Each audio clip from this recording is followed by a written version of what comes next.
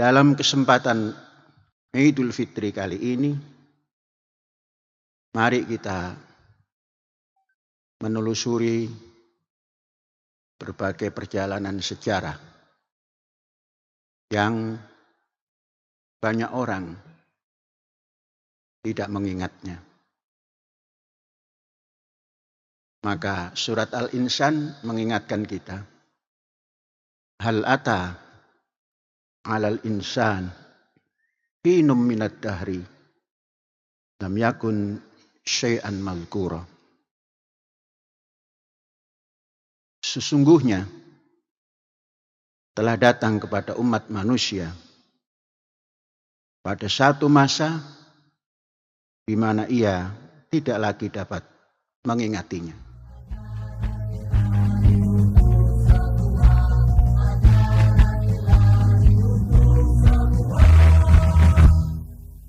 Saudara-saudara,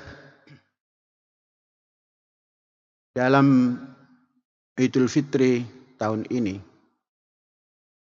2022 yang bertepatan dengan 2 Mei, bulan Mei diperingati banyak orang. Ada hari buruh, sehingga di mana-mana diperingati. Kemudian bulan Mei juga diperingati oleh warga Israel karena di tanggal 14 sore hari bulan Mei tahun 1948, tokoh pelanjut daripada Zionis, David Ben Gurion, menyampaikan deklarasi tentang berdirinya sebuah negara, yaitu tanah Israel. Maka bulan Mei banyak diperingati oleh orang. Saudara-saudara, dalam kesempatan Idul Fitri kali ini, mari kita menelusuri berbagai perjalanan sejarah yang banyak orang tidak mengingatnya. Maka surat Al-Insan mengingatkan kita, hal ata alal insan hinum minad dahri lam yakun syai'an mazkura.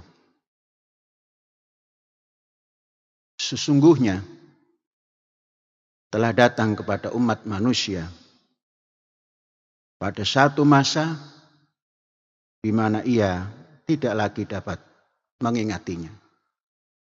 Itu surat Al-Insan. Saudara-saudara,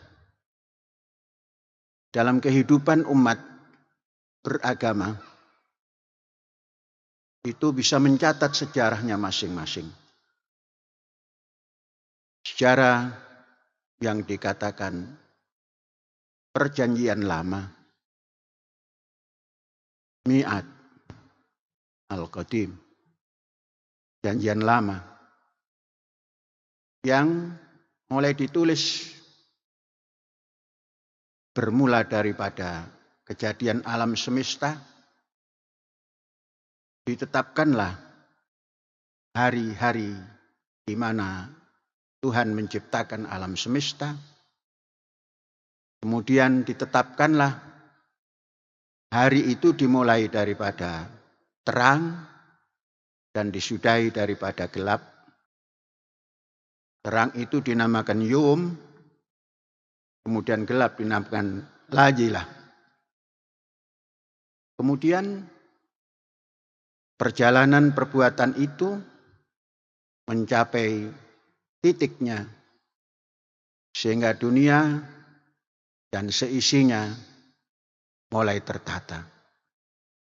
Kemudian makhluk dimulai, yakni makhluk ilahi yang kemudian diistilahkan Adam. Sesungguhnya Adam itu adalah gambaran bahwa makhluk ilahi, yakni umat manusia ini diawali dari Adam. Adam itu tanah, Adam itu tin, Adam itu turab. Maka jadilah umat manusia. Umat manusia dalam sejarahnya dihimpun dalam berbagai fase. Ada fase 5.000 sampai 7.000 tahun sebelum Masehi. Diawali dari baik itu Adam, Nuh, sampai kepada Ibrahim. Dan ujungnya adalah Isa alaihissalam. Di dalam perjalanan itu yang tercatat dengan rinci adalah Ibrahim, yakni Abram, bapak segala bangsa, yang kemudian nanti menjadi panutan seluruh manusia beragama. Baik itu agama samawi, kata orang, baik itu pula agama ardi. Agama samawi, katakan yang paling tua adalah Yudaisme atau Yahudi. Kemudian di sela-sela itu, kata orang agama ardi adalah Buddhisme. Kemudian berdekatan dengan itu, agama ardi, Taoisme. Kemudian ujung daripada abad atau milenium kelima, itu datanglah putusan ilahi. Orang bilang yang menganutnya bernama Yesus. Orang Islam bilang bernama Isa alaihissalam. Isa dibaptis oleh Yahya di Yordania, dan Yahya terbunuh, digantikan oleh Isa alaihissalam pun kemudian terbunuh. Abraham atau Ibrahim, bapak segala bangsa, mempunyai silsilah, menurunkan silsilah. Satu berpusar daripada cucunya, yakni Yakub alias Israel, yang kemudian menurunkan Bani Israel, yang terkenal daripada turunan dari 12 anak daripada Israel, dari Ruben sampai Benyamin. Kemudian kesemuanya itu dinamakan Bani Israel. Mereka tinggal di tempat yang oleh kakeknya telah dibeli, karena Ibrahim bukan warga daripada Israel yang hari ini, tapi warga Ur Kasdim yang ada di Irak, perbatasan dengan Persia. Kemudian datang mengelana, memulai hidupnya di umur 70 tahun. Dan mendapatkan satu tempat yang namanya Kan'an, dan tempat itulah yang diwariskan kepada anak cucunya, khususnya kepada Israel dan anak cucunya, yang kemudian dari situ pula terjadilah tempat Bani Israel. Dan semuanya mengaku itu sebagai tempatnya. Saudara-saudara, Ibrahim alaihissalam yang kemudian daripadanya menurunkan tokoh dunia yang kemudian disebut oleh orang sebagai king, raja, dan oleh umat Islam sebagai nabi, yakni Daud, yang mulai merintis adanya tempat suci yang dinamakan Yerusalem, dan berusaha untuk membawa bangsanya menempati Yerusalem. Diawali daripada anak turun Israel, yakni Yakub, yang semuanya mengalami musim yang tidak mendukung dan semuanya masuk dari Kan'an ke Mesir bergabung dengan Fir'aun. Dari sanalah tumbuh beranak pinak sampai garis turunan Lewi mengeluarkan turunan yang namanya Musa alaihissalam. Musa adalah pendekar yang mampu mengangkat anak buahnya, umat Ibrani, dan seluruh jajarannya diangkat ke Kan'an. Dari situ Musa sebagai hero akan mengantarkannya ke satu tempat yang kemudian dinamakan Yerusalem. Orang Islam mengatakan Bait al-Muqaddas atau Bait al-Maqdis, tempat suci. Saudara-saudara, dalam perjalanan menuju Yerusalem, Musa meninggal dunia setelah mendapatkan wahyu Ten Commandment, perintah yang 10, yakni tauhid uluhiyah. Kemudian tidak syirik kepadanya. Kemudian selalu mengingat dan patuh kepada bapak ibu, dan selalu mengingat hari Sabat di mana orang-orang Ibrani diselamatkan dari perbudakan di Mesir, dan tidak mencuri, dan tidak berjanji bohong, pun tidak bersaksi bohong. Kemudian meninggalkan fahisyah. Saudara-saudara, 10 komando inilah atau 10 ajaran inilah yang oleh kita dinamakan Tauratu Musa, hukum-hukum Musa. Musa dengan 10 komando ini, dengan 10 Commandment ini, mengarahkan orang-orang Ibrani yang kemudian akan menyusun Yudaisme. Dari sini saudara-saudara sekalian, bahwa Musa, orang hero, pahlawan yang mengentaskan Bani Israel dari perbudakan, diantarkan ke sebuah tempat, namun belum tercapai. Di sanalah pertikaian antar dari Bani Israel saling berebut kuasa. Sampailah datang Daud. Daud tetap memegang Taurat Musa dengan ditambah Zabur.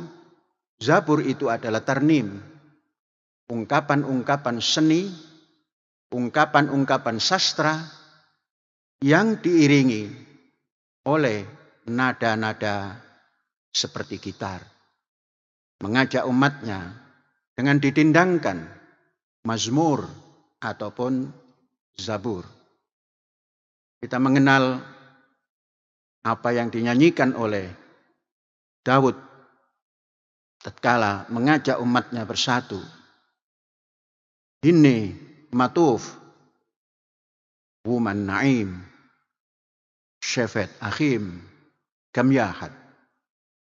Alangkah indahnya pertemuan ini, perjumpaan ini, perkumpulan ini yang selalu mengikat persaudaraan yang tidak pernah putus. Disinilah Daud alaihissalam, kita mengatakan, dan orang lain mengatakan King Daud, mempersiapkan dengan kedikdayaannya untuk masuk ke Yerusalem. Namun setelah masuk belum mampu untuk mendirikan kuil yang untuk tempat sujud mereka menghadap Ilahi. Dipersiapkan bahan-bahannya, namun belum terrealisir. Kemudian di saat itu, setelah Daud alaihissalam wafat, digantikan oleh putra beliau Sulaiman yang memiliki kemampuan diplomasi yang sangat luas. Sehingga putra-putra Sulaiman tersebar di mana-mana. Bisa menaklukkan Ratu Saba dan menurunkan turunan di Yaman. Menurunkan turunan di Ethiopia, di Mesir, di mana-mana. Sehingga tersebar turunan Sulaiman alaihissalam. Saudara-saudara, dalam perjalanan ini bukan berarti Bani Israel tidak menghadapi serangan-serangan. Tapi Bani Israel terus diserang oleh musuh-musuhnya, baik dari kalangan Eropa maupun dari Asia, baik itu Persia maupun Yunani maupun Bizantium, menggiring orang-orang Israel yang selalu dibenci oleh lingkungannya. Saudara-saudara, terjadilah kaum Bani Israel berdiaspora kemana-mana. Tidak ada ladang yang tidak ditempati oleh Bani Israel, termasuk di Indonesia. Hanya kita belum mengenalinya. Tidak ada sungai yang tidak ada orang Bani Israel. Sehingga tersebar di mana-mana. Bagaikan kupu-kupu maupun hasyarat yang lepas dari tempat tinggalnya. Saudara-saudara sekalian, berjalanlah itu sampai kepada lahirnya Nabi Isa. Lahirnya Nabi Isa dikatakan orang, inilah bintang. Nabi Isa lahir yang ditunggu-tunggu, namun juga terbunuh dalam perjalanan dakwahnya. Konon yang membunuh adalah orang-orang penguasa Yahudi konon. Saudara sekalian, padahal Nabi Isa itu sendiri adalah orang yang memegang Sefer Musa, yang memegang Taurat Musa, yang memegang Ten Commandment, yang juga menganut ajaran Yudaisme. Itu kalau kita baca sejarah. Saudara sekalian, tersebarlah Bani Israel kemana-mana setelah Nabi Isa wafat. Kemudian itu kita namakan fase pertama, yakni fase Abraham dan Daud sampai Isa alaihissalam. Fase pertama ribuan tahun. Dalam ribuan tahun itu Bani Israel mengalami kekejaman-kekejaman yang diberikan oleh orang-orang atau penguasa-penguasa yang menginvasi negaranya. Kanaan atau Yerusalem. Baru gelombang kedua, gelombang Kristen. Kristen mulai wujud nama Kristen itu baru 300 tahun setelah wafatnya Nabi Isa. Keluarnya juga dari Yunani atau Romawi. Dan lambang-lambang salib mulai dikenalkan sehingga Kristen identik dengan salib. Tatkala masa ujung daripada kenabian Nabi Isa, tidak ada simbol-simbol Kristen seperti itu. Dan sampai dengan 500 tahun lebih kekuasaan itu tampil. Dan Kristen mulai masuk ke barat dan tidak ke tempatnya, bukan di tempatnya lagi, meninggalkan tempatnya itu. Saudara-saudara, dalam situasi seperti itu, barat ataupun Rom digulingkan oleh Parsi. Ketika itulah tahun 600-an lahir seorang tokoh untuk mengisi periode ketiga. Itulah Muhammad yang kemudian disebut Rasulullah, yang bercerita bahwa Rom telah dikalahkan oleh Parsi. Dan beberapa tahun kemudian Muslim akan bergembira karena akan bisa menyebarkan agamanya. Saudara-saudara, periode Islam ini sangat panjang. Sangat panjang. Kalau Yudaisme itu dihitung dari 300 tahun, maka dia punya kekuatan masa kurang lebih 400 tahun. Kemudian Kristen kurang lebih 500-700 tahun. Periode Islam inilah yang sangat panjang. Kita mengenal Islam disampaikan oleh Rasulullah dengan bahasa Isra Mi'raj.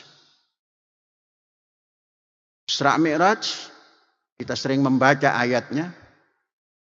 Asra bi abdihi lailan minal masjidil haram ilal masjidil aqsa alladzi barakna haulahu linuriyahu min ayatina ila akhirih.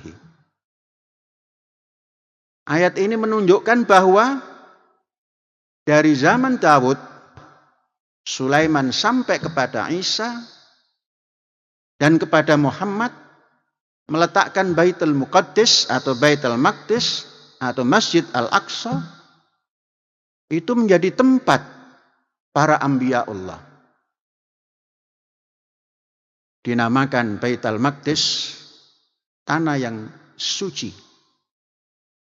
Saudara-saudara, di dunia ini tanah suci hanya Baitul Maqdis.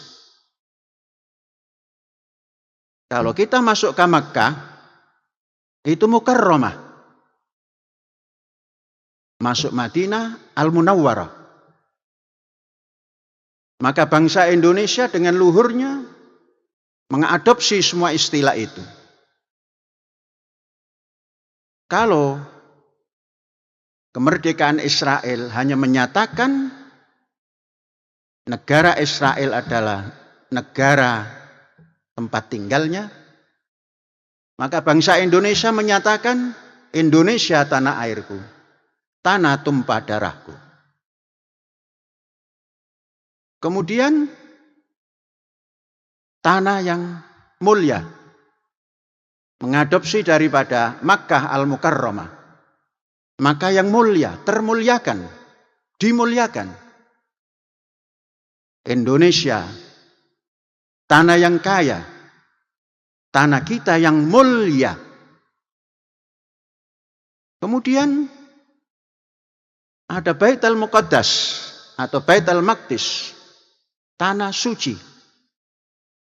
Maka bangsa Indonesia telah meletakkan Indonesia tanah yang suci, tanah kita yang sakti, sesakti Yerusalem. Saudara-saudara, dari sini bangsa Indonesia memiliki filosofi yang sangat tinggi, menyatukan peradaban dunia dari suci, dari mulia, dari statement bahwa Indonesia tanah airku diperjuangkan. Maka karena kita berjuang, maka Indonesia ada.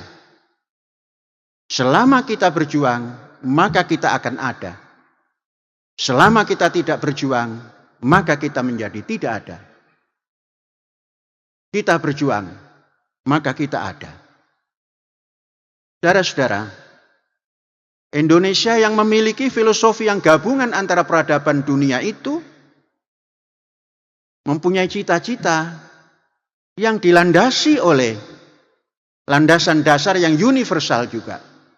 Seluruh umat manusia di dunia meletakkan Tuhan sebagai sesuatu yang tertinggi untuk segala-galanya. Baik ateis yang mengatakan tidak bertuhan, dia akan mencari tempat khusus untuk merenungkan kejadian-kejadian yang dialami. Karena tidak bisa menyebutkan Tuhannya itu apa, maka dia merenung. Itulah Tuhan dia. Bangsa Indonesia yang memiliki dasar universal ini bisa dibaca daripada statement tanah air. Statement tanah yang mulia, Makkah Al-Mukarramah. Statement tanah yang suci, Bait Al-Muqaddas. Satu filosofi yang besar. Kemudian negara yang seperti itu dilandasi oleh itu pemberian ilahi. Itu manusiawi. Itu persatuan. Dan itulah yang bisa mewujudkan permufakatan. Dan itu pula tempat untuk menyebarkan keadilan sosial bagi seluruh warganya. Saudara-saudara, datanglah periode Islam. Rasul Muhammad SAW mempunyai statement dan juga sebagai strategi Ghulibatir Rum. Wahum min ba'di ghalabihim sayaghlibun bi bid'i sinin dan seterusnya yafrahul mu'minun. Setelah Rom dikalahkan dan versi mengintervensi Yerusalem dan Yahudi berdiaspora kemana-mana, Muhammad menyatakan tempat itu adalah tempat suci. Kami berangkat dari tempat yang mukarramah menuju tempat suci untuk take off menuju yang ilahi dan bergabung dengan sahabat-sahabatnya para nabi yang terdahulu dan bercerita min ghairi kaifin wan khisarin. Kalau Ahmad Al-Marzuki mempunyai kidung yang mengatakan wa qabla hijratin nabi al-isra bi Makkatin lailan li qudsin yudra wa ba'da isra'in urujun lis-sama hatta ra'an nabiyyu rabban kallama min ghairi kaifin wan khisarin waftarat alaihi khamsan ba'da khamsina farad. Saudara-saudara sekalian, kedatangan Rasulullah SAW mengadakan tabligh dan dakwah. Ud'u ila sabili rabbika bil hikmah wal mau'izatil hasanah wajadilhum billati hiya ahsan.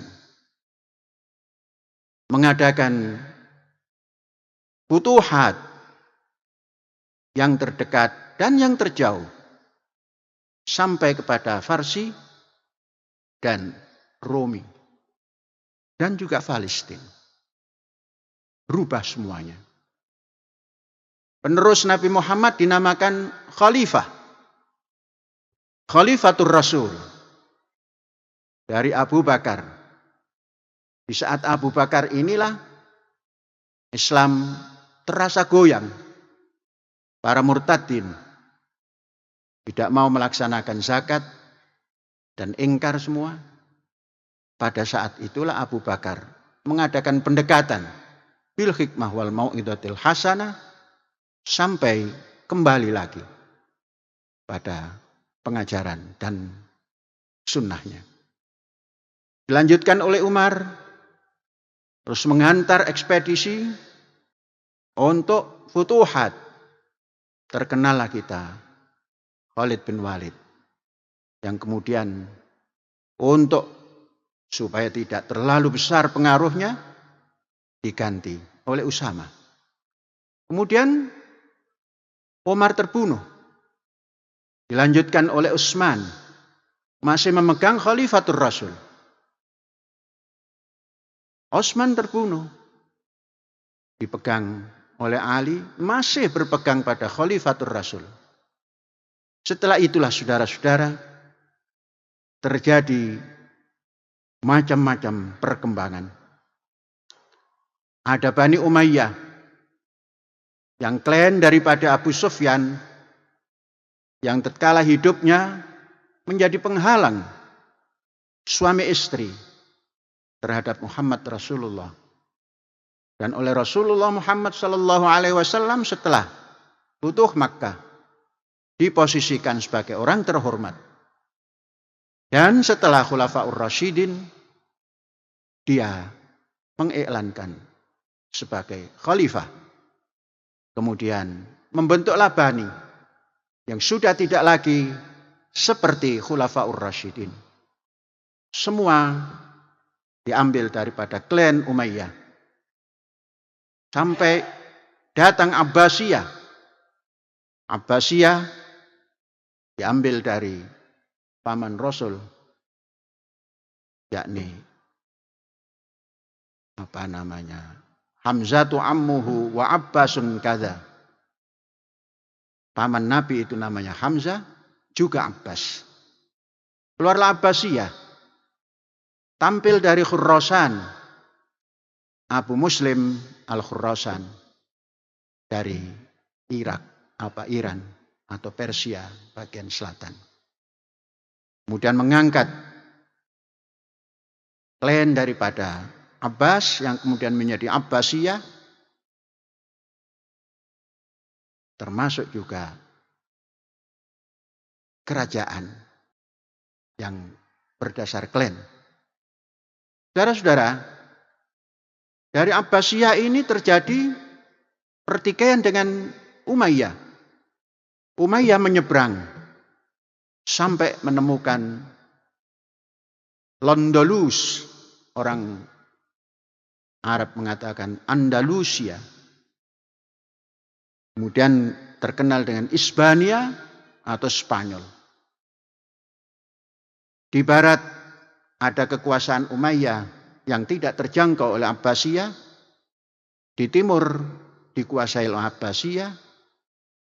Yang kesemuanya sudah lepas daripada sistem kekhilafahan yang dilakukan oleh Khulafaur Rasyidin. Saudara-saudara sekalian, dari Abbasiyah tumbuh pula Fatimiyah di Mesir. Sejak Fatimiyah inilah, maka periode selanjutnya, periode Perang Salib. Dalam periode Fatimiyah itu tumbuh Perang Salib. Melunaskan daripada dendam. Di mana Islam atau Muslim pernah berkuasa di negara Nasrani, yaitu Andalusia, kemudian Portugal, kemudian Faransa, sebagian Jerman dan sebagainya. Maka terjadilah Perang Salib. Perang Salib pertama, kedua, dan ketiga. Tampillah periode Salahuddin Al-Ayyubi, orang bilang Saladin. Dialah yang mengangkat daripada kejayaan Islam yang terpuruk oleh Perang Salib. Ditunaikan oleh Salahuddin Al-Ayyubi yang terkenal dengan toleransi terhadap sesama umat manusia. Saudara-saudara sekalian, dinasti Salahuddin Al-Ayyubi selesai. Maka terjadilah dalam Islam perkembangan lagi, yakni Mamluk, yaitu orang-orang budak belian kemudian menjadi sultan.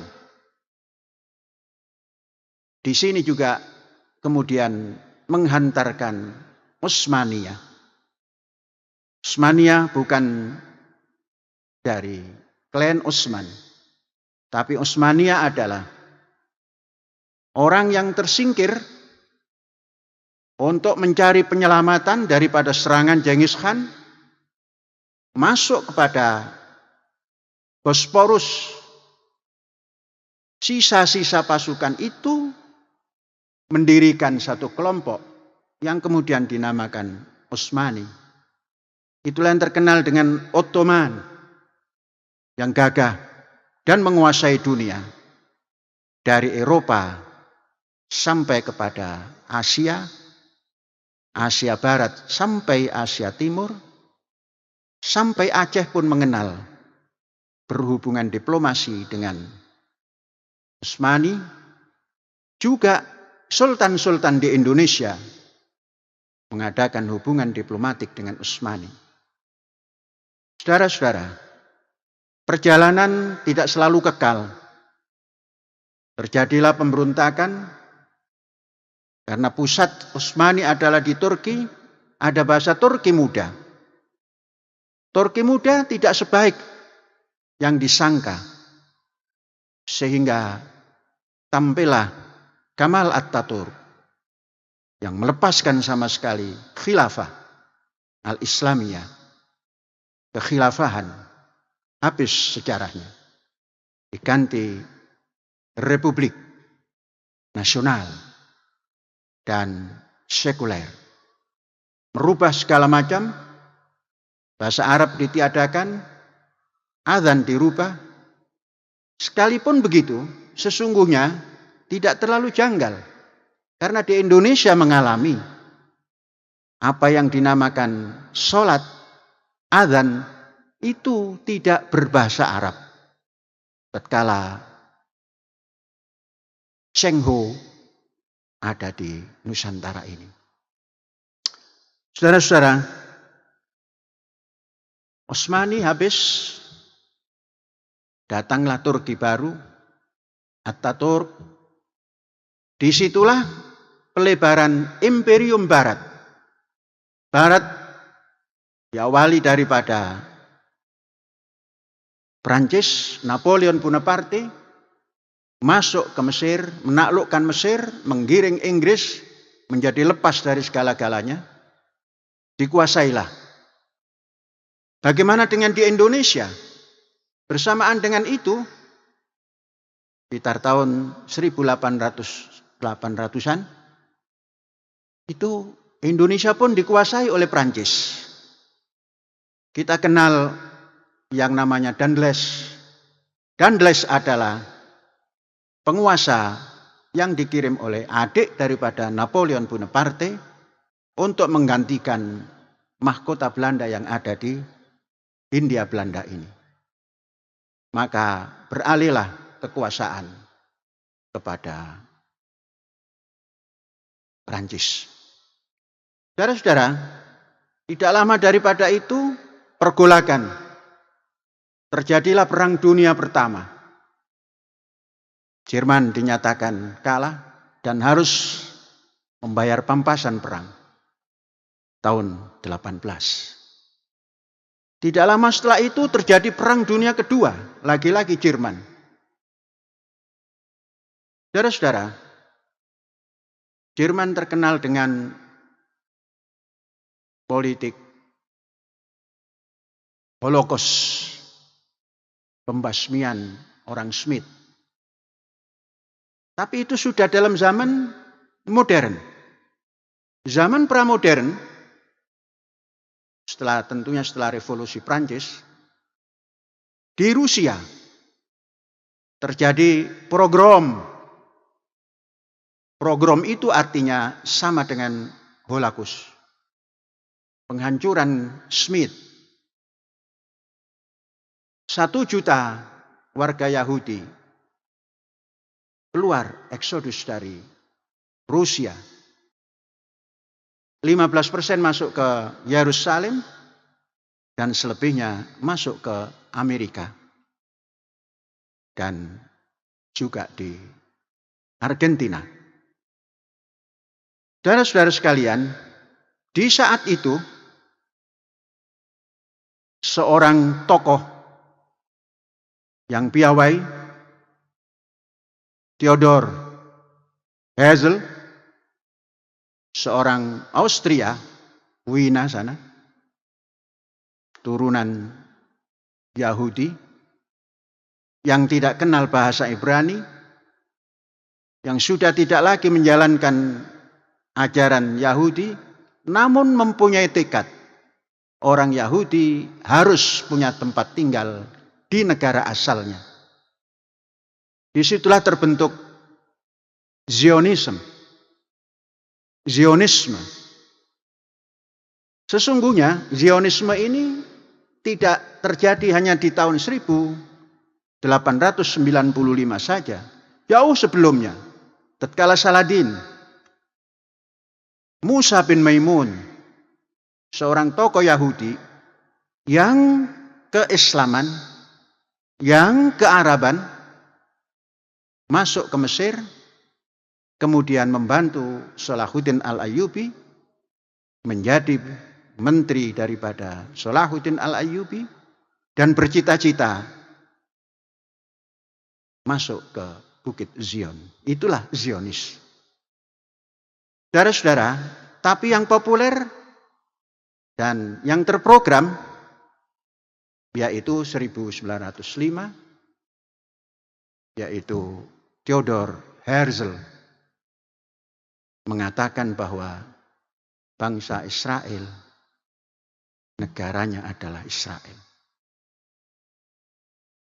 Maka diceritakan tadi, Yahudi yang dari Rusia berdatangan ke Yerusalem. Saudara sekalian, sebelum Yahudi dari Rusia datang ke Yerusalem, sporadis cita-cita Zionis. Apatah lagi tatkala dalam sidang terakhirnya Perdana Menteri daripada Inggris, tatkala itu masih jadi Perdana Menteri, Balfour, menjanjikan bahwa tidak bisa masuk ke Yerusalem, tapi diberikan tempat yang namanya Uganda dan Kenya. Herzl menerima, dalam hati sementara diterima. Tapi tokoh-tokoh yang dari Rusia, yang masih muda-muda, yang disponsori oleh David bin Gurion, menolak. Namun dengan santun, karena itu adalah sponsor Zionis. Tidak ada Zionis kalau bukan di Yerusalem. Zionis identik dengan Yerusalem. Itu pendirian David bin Gurion. Saudara-saudara, perjalanan yang begitu lama meninggal Theodor Herzl di usia 44 tahun, maka dengan sigap tokoh muda yang aliran sosialis, yang fasih berbahasa Ibrani, yang taat kepada ajaran Taurat, tampil. Itulah David bin Gurion. Melanjutkan perjalanan Zionisme. Di sana ada tokoh lagi di Inggris yang namanya Wiseman. Wiseman adalah tokoh cerdik pandai yang selalu berdiplomasi tingkat tinggi. Dia adalah Yahudi, turunan Rusia juga.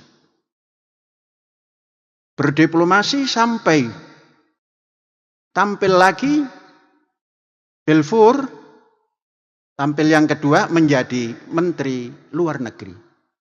Di sanalah sejarah mengatakan bahwa Balfour memberikan kesempatan Zionis masuk ke Yerusalem. Saudara-saudara sekalian, tahun 48. Kita kenal tadi di awal kita katakan tanggal 14 Mei 1948 jam 4 sore, David bin Gurion membacakan deklarasi. Kata-katanya seperti ini. Aku akan membacakan dari gulungan ini deklarasi pendirian negara. Tanah air Israel adalah tempat kelahiran rakyat Yahudi. Sederhana itulah ungkapan deklarasi berdirinya negara Yahudi, negara Israel. Saudara-saudara sekalian, yang mengikuti hanya 250 audien. Bukan seperti di Masjid Rahmatan lil Alamin ini. Tempatnya pun di museum. Tapi menggema kemana-mana. Tokoh yang mendampingi Ben Gurion sebagai panglima perangnya adalah dikatakan dalam sejarah Menahem Begin. Menahem Begin. Saudara-saudara kenal Menahem Begin yang terkenal itu sebelum menjadi Perdana Menteri. Saudara sekalian, di sini perjuangan. Tatkala itu David Ben Gurion mempunyai cita-cita bahwa dengan sosialisnya itu, ini nanti antara Arab dan Yahudi harus disatukan dalam satu negara. Atau dua negara dan berkoalisi. Namun begitu deklarasi terucapkan, kemudian berjalan hanya beberapa hari. Orang-orang Arab, tidak menamakan Muslim tapi orang-orang Arab, mengadakan penyerangan. Yang oleh Ben Gurion dikatakan ini adalah tempat bersama. Orang Arab menginginkan semuanya untuk Arab. Maka bergeraklah orang-orang Zionis yang sudah memproklamirkan negaranya untuk mempertahankan. Saudara-saudara, tatkala serangan itu, negara Israel yang baru belum memiliki presiden. Baru dipanggillah tokoh yang bersama-sama Ben Gurion yang ada di Amerika, yaitu Weizmann. Maka presidennya ada Weizmann, presiden pertama. Dan Ben Gurion Perdana Menteri pertama. Israel menganut parlementer, maka Perdana Menteri yang berkuasa. Saudara-saudara, sampai kepada 63, Ben Gurion pensiun. Seorang Yahudi keturunan Yahudi Rusia, dilahirkan di Rusia, digantikan oleh pelanjutnya yang kita kenal dengan Levi Eshkol. Orang turunan Rusia juga, yang ketika itu masih bernama Ukraina, dari Kiev. Yang sekarang terjadi invasi itu. Saudara, dari sini kita bisa mengambil kesimpulan, jangan dulu simpulkan, mengambil catatan bahwa orang atau bangsa yang terjejas, tertindas, tatkala masih ingin tampil dengan cara yang baik, kemudian menghadapi sesuatu yang jelek dengan cara yang jelek juga, bisa tampil. Maka tadi saya menyimpulkan, kita berjuang, maka kita ada. Atau dia berjuang, maka dia ada. Kalau pribadi, aku berjuang, maka aku ada. Itu logika daripada kalau kita tidur, tidak ada siapa-siapa dan apa-apa. Jangan pernah tidak bergerak. Jangan pernah tidak berjuang. Saudara-saudara sekalian, mari kita tarik lagi sejarah. Tatkala tahun 1888 yang eksodus dari Rusia, kemudian menjadi Yahudi di Amerika, yang kemudian menjadi tokoh-tokoh pemegang kunci keuangan, politik, dan lain-lain. Maka tatkala Israel dideklarasikan tadi 14 Mei 1948, Presiden Truman pertama kali 11 menit daripada iklan tadi mengakui.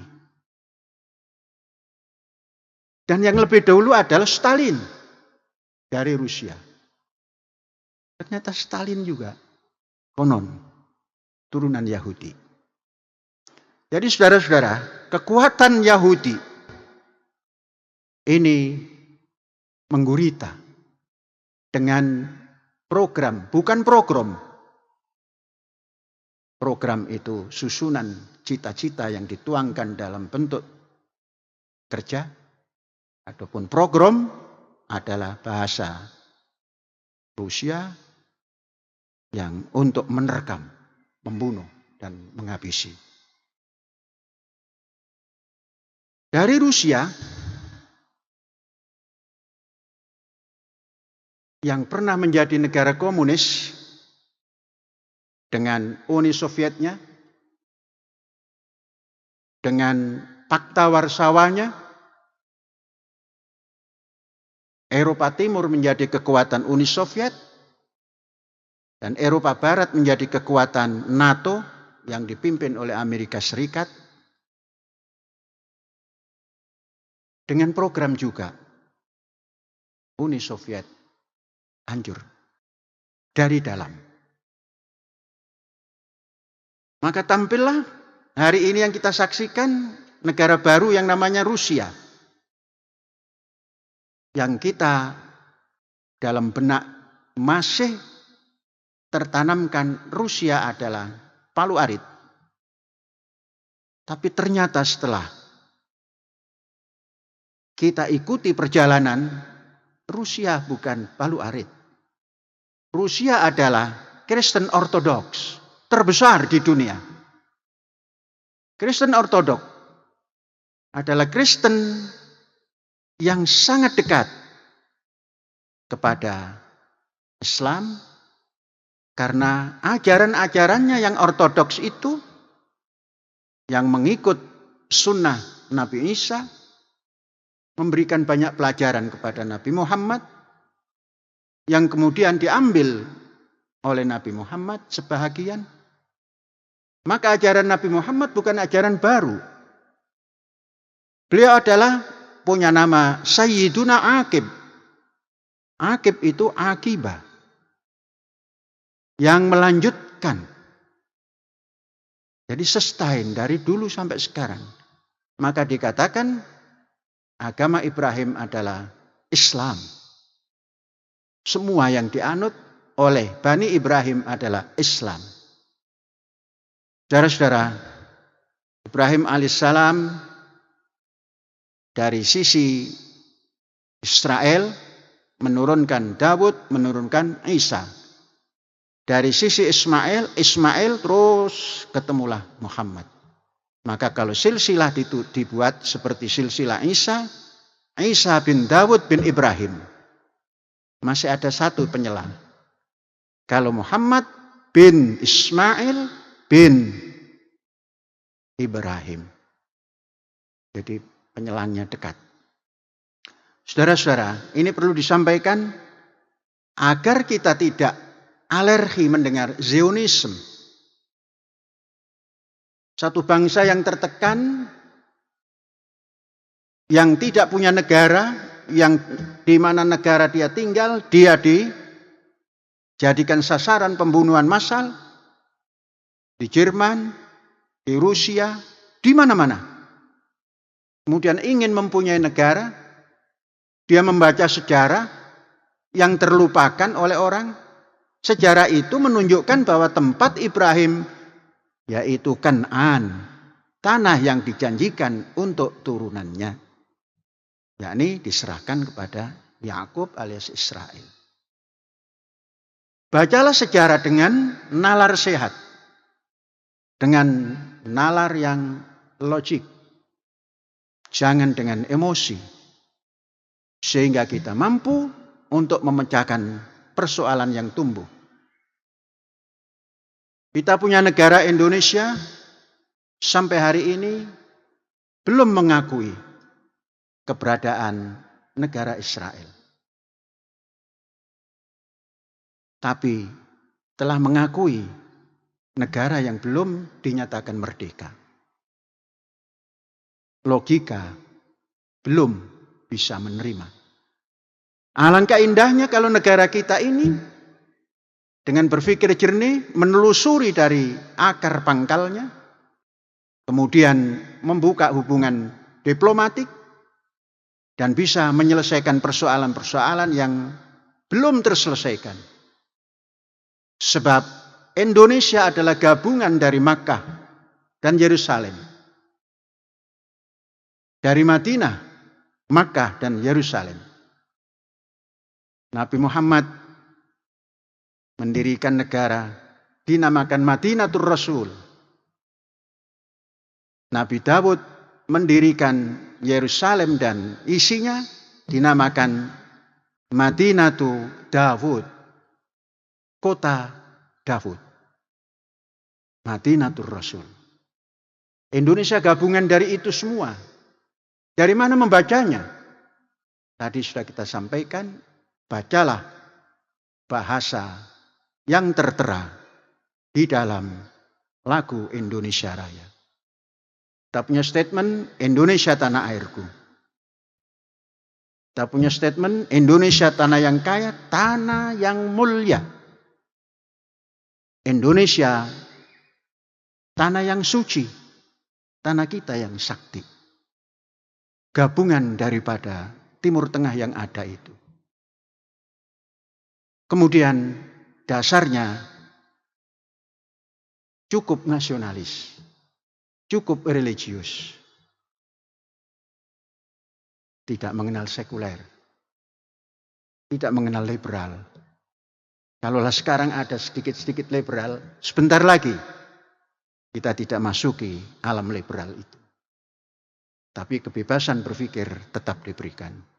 Wallahu a'lam bishawab. Kita membaca hal ata 'alal insan hinum minad dahri lam yakun syai'an madhkura. Kita membaca supaya tidak terlupakan perjalanan ini, dan tatkala kita tidak melupakan sejarah, maka peta sekecil apapun kita bisa membaca dan memberikan tempat itu namanya ini. Pentingnya sejarah. Bung Karno mengatakan jas merah, jangan sekali-kali melupakan sejarah. Ajaran ilahi mengatakan siru fil ardi fanzuru kaifa kana akibatul mukadzibin. Allahu a'lam bishawab. Kita sudahi khutbah Idul Fitri ini dengan berdoa. Mari kita berdoa bersama. Allahumma shalli ala Muhammad sallim radhiyallahu ta'ala an kulli sahabati Rasulillahi ajma'in walhamdulillahi rabbil alamin. Allahumma antas salam wa minkas salam wa ilaika ya'udus salam. Fahayyina rabbana bis salam wa adkhilna jannata darus salam. Tabarakta rabbana wa ta'alaita ya dzal jalali wal ikram. Allahumma rahmataka narju fala takilna ila anfusina tarfata ain. Waslih lana syu'unana kullaha la ilaha illa anta. Allahumma ja'alna minal muttaqinal abrar wa askinna ma'ahum fi daril qarar daris salam wa daril islam lil abrar. Allahumma rabbana atina fid dunya hasanah wa fil akhirati hasanah wa qina adzabannar. Subhana rabbika rabbil izzati amma yasifun wa salamun alal mursalin walhamdulillahi rabbil alamin. Aqulu qouli hadza wa astaghfirullahal azim li wa lakum fastaghfiruhu innahu huwal ghafurur rahim. Hadza wallahu yar'ana wa yaghfaduna. Alhamdulillahi rabbil alamin. Merdeka!